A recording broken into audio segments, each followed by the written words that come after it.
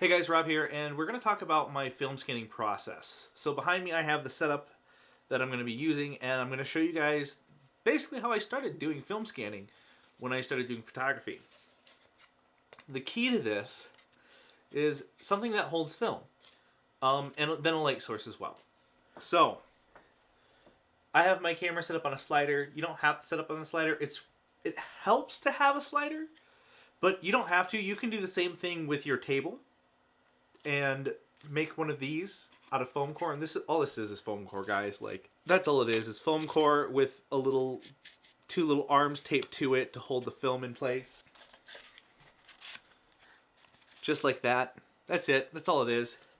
And then I cut out a little space on the bottom. Now when I used the slider, what I did was I figured out where about the center of this image was going to be on the lens, and I just cut it out from there.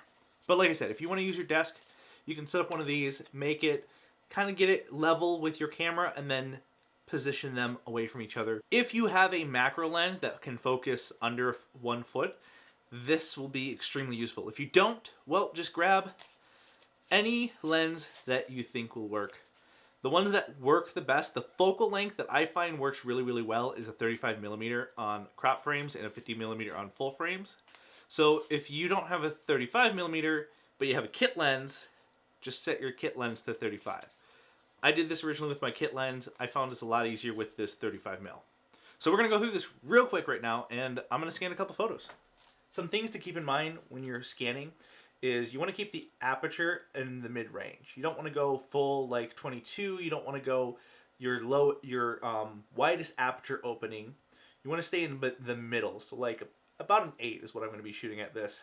If you want a good scan of the negative, you want to get where you can still see the sprockets, but the film is as clear as possible when shooting a black and white film like we're going to be doing here. I'm also making sure that my light source that's coming in behind it is far enough away that it's not going to give me any texture, but it's still close enough that it covers the full frame of this image.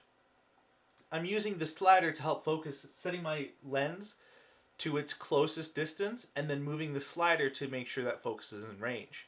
As I change my shutter speed, you're going to see this is too bright. We get about here, and that looks good. But this is what I'm talking about when it's too dark. This will wash out the image where you can really see that film.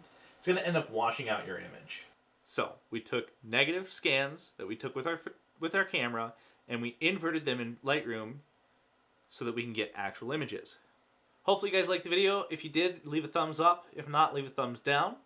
And if you guys want to see more on the Lightroom process, make sure you guys subscribe and hit that notification bell so you get notified when I upload a video. And for the comments, let me know like your memory that you remember with a film camera. What was the first time you remember either using a film camera or seeing one when you were younger?